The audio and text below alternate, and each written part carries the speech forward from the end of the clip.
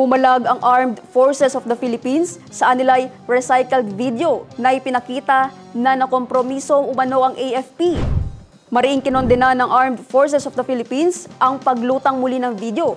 Base sa impormasyon, ang video ay kuha umano isang taon na tumutukoy sa umano'y video call nila ni dating House Speaker Martin Romualdez at dating House Appropriations Chair Zaldico kay AFP Chief of Staff General Romeo Browner Jr. Sa report, ang naturang pag-uusap umano ay tinalakay ang pag-aproba ng Kongreso sa karagdagang subsistence allowance para sa mga sundalo sa 350 pesos mula sa dating 150 pesos kada araw. Ayon sa AFP, ginagamit ng mga destabilizer ang naturang video para umano palabasin na nabili, kontrolado o nakompromiso ang mga sundalo at buong hanay ng militar.